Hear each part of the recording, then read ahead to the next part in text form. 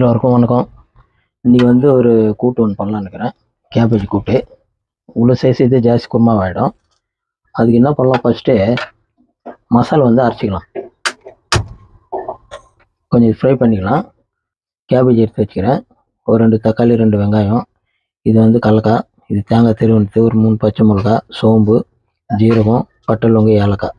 இல்லை ஃபஸ்ட்டு இதை வறுத்துக்கலாம். கடலக்காய் வறுத்தது தான். இது வறுத்து அந்த ஸ்மெல் வந்துச்சுன்னா அது போட்டுடலாம். அப்படி இது கொஞ்சம் ஸ்மெல் ஃப்ரை பண்ணிக்கணும்னா நல்ல வாசனை கொடுக்கும். அப்படியே போட்டோம்னா வாசனை வராது.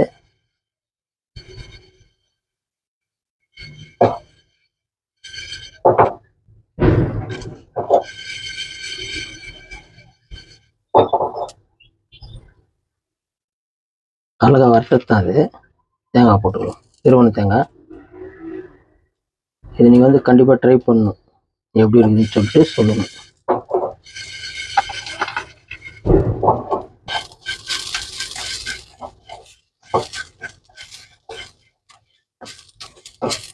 நல்ல ஸ்மெல் வர ஆரம்பிச்சிச்சு. கடலக்காய் வந்து ஏற்கனவே வறுத்தது, அது ஒன்றும் வறுக்கணும் அவசியம் இல்லை. இதையும் அதில் போட்டுடலாம். கொஞ்சம் வறுத்தோம்னா நல்லா கறிக்குழம்பு வாசனை கூட்டுன்னு சொல்ல முடியும் குருமான்னு. அவ்வளோதான். இது மாதிரி இருந்தால் தேஞ்சிடும். தேங்காய் நல்லா ஃப்ரை ஆச்சு. வந்து ஆஃப் பண்ணிடலாம். இப்போ இது வந்து இப்படியே வச்சிடலாம். கொஞ்சம் ஆட்டம் ஆறினே இருக்கட்டும். அதுக்குள்ள நம்ம கேபேஜ் கட் பண்ணிக்கலாம், வெங்காயம் தக்காளி கட் பண்ணிக்கலாம்.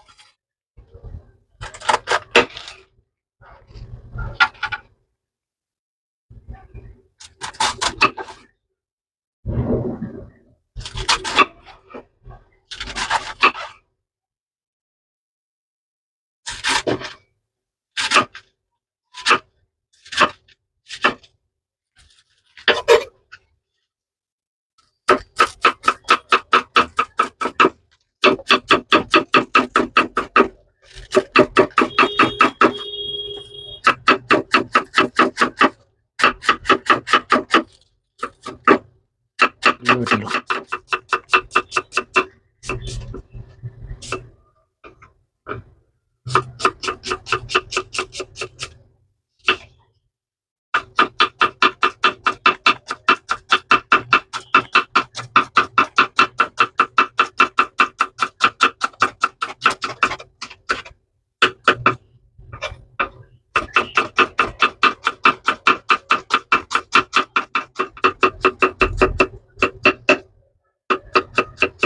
சீக்கிரம் மேக்ஸ் ஆகும். தக்காளி பெருசு பெருசாக வந்து சீக்கிரம் ஆகாது. அப்படியே பொடி விடணும், போட்டோன்னே இதாகிடும்.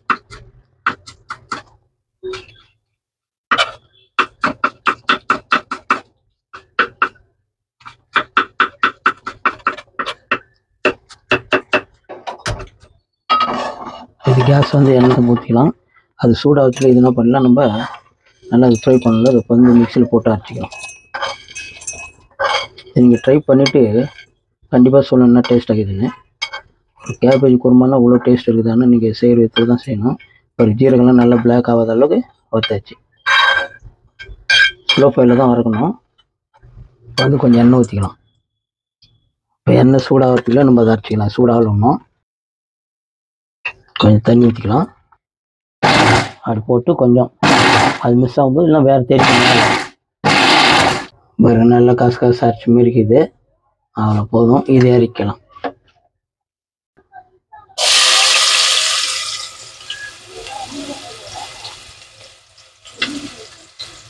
ரொம்ப நைஸாக இதில் வேறு எதுவும் போடணும். இப்போ வந்து இது என்ன பண்ணலாம், அப்படியே நல்லா ப்ரௌன் கலரில் ஆக்கிடணும். பொடியாக வெட்டினோம்னா தான் வெங்காயம் சீக்கிரம் ஃப்ரை ஆகும். அது நல்லா பொடியாக வெட்டிடுறேன். கிரேவிலும் தெரியாது வெங்காயம் எது தக்காளி எதுன்னு. ஒரு 1/2 ஸ்பூன் ஜிஞ்சர் கார்லிக் பேஸ்ட்டு பாருங்கள். நான் சொல்லும்போது அது எல்லாம் ப்ரௌன் தீர ஆரம்பிச்சிட்டு அது கொஞ்சம் அப்படி ஒயிட்டாக இருக்கும்போது போட்டோம்னா நான் சீக்கிரம் தீஞ்சிடாது.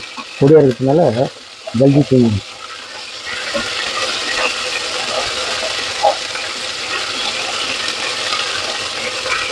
இப்போ வந்து இதை ஸ்லோ பண்ணிக்கலாம். ஏன்னா மசாலா போடணும், இன்னும் தீஞ்சிடும். ரொம்ப ஸ்லோவில் வச்சுக்கிறேன். இப்போ இதில் மசாலா போட்டுக்கலாம். ஃபுல்லு ப்ரௌன் ஆகிடுச்சு பாருங்கள். மஞ்சள் தூள் கொஞ்சம் சும்மா லைட்டாக, நான் ஓவர் கலர் கொடுக்கும். அது ரெண்டாவது வந்து உப்பு. தேவைப்படுதா வருமா நம்ம செக் பண்ணிக்கலாம். ஒரு ஸ்பூன் மட்டும் போடுறேன். ஜாஸ்தி ஒரு அரை ஸ்பூனு தனியாத்தூள், 1/2 ஸ்பூனு சில்லி வந்து ஏற்கனவே நான் அதில் ஒரு 3 சில்லி 4 சில்லி போட்டுடுறேன். இது வந்து ஒரு ஸ்பூன் சில்லி பவுட்ரு. அது கரம் மசாலா போடுவாங்க, ஆனால் கரம் மசாலா வந்து அது ஏற்கனவே பட்டலும் ஏற்கனவே போட்டுருக்காங்க தான் கரம் மசாலா. இப்போ எண்ணெயில் இது வந்துருச்சு. வந்தோடனே இதில் பண்ணலாம், தக்காளி போட்டுடலாம். 2 தக்காளி கட் பண்ணி வச்சுக்கிறேன். இது 2ம் போட்டாங்க. போட்டு இது வந்து கொஞ்சம் மிக்ஸ் பண்ணிக்கலாம். நம்ம அந்த அரைச்சி வச்சு இல்லைங்களா சோம்பு கும்பெல்லாம் கடலக்கெல்லாம், அது வந்து இந்த மசாலா இதில் போட்டலாம்.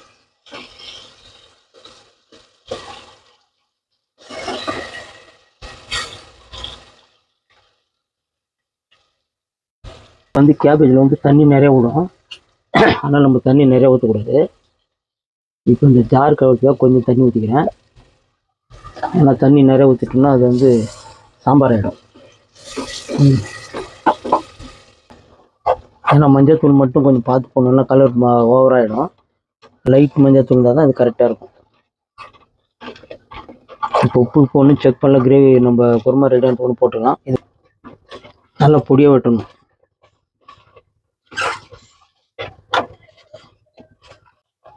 இப்போ இதுதான் குருமா ரெடி பாருங்கள். இப்போ வந்து இதில் தண்ணி நான் சும்மா கொஞ்சமாக ஊற்றுனேன், கொஞ்சமாக தான் ஊற்றுனேன். ஜாஸ்தி தண்ணி ஊற்றா அதில் தண்ணி விடும்.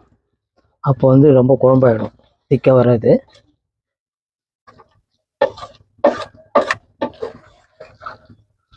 இப்போ என்ன பண்ணலாம், அது மூடி போட்டலாம்.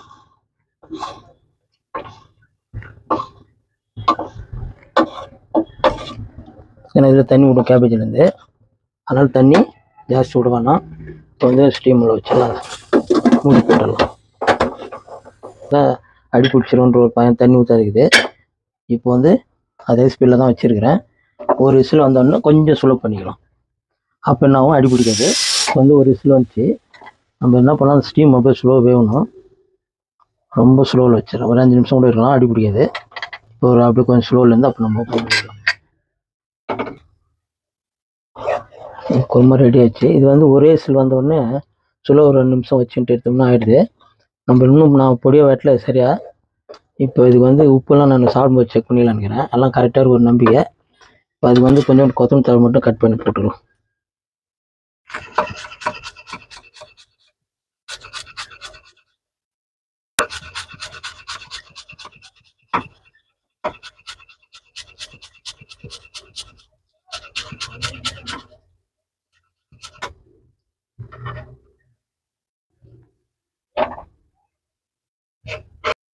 ஏன்னா கரம் மசாலா போடுவாங்க சில பேர் குருமாவுக்குன்னு. நான் அதில் பட்டலும் ஏலக்கெல்லாம் போடல, அதே ஒரு கரம் மசாலா மாரி என்ன ஜாஸ்தி காசு கொடுத்துரும். இப்போ குருமா வந்து ரெடி ஆயிடுச்சு, கேபேஜ் குருமா. இதையும் போட்டு கலக்கலாம். மஞ்சள் மட்டும் கொஞ்சம் எக்ஸ்ட்ரா போட்டோம்னா இந்த கலர் வராது, ஜாஸ்தி கலர் வந்துடும். சும்மா ஒரு செடிக்கு தான் போடணும். அதில் ட்ரை பண்ணுங்க நீங்கள், எவ்வளோ சூப்பர் கலரில் இருக்குது பாருங்கள். இது வந்து சப்பாத்தி, தோசை இல்லை சாப்பாட்டுக்கு ஒயிட் ரைஸ் கூட சைட் டிஷ் எடுத்துக்கலாம். எல்லாத்துக்கும் சூப்பராக இருக்கும். வணக்கம், பாய் பாய்.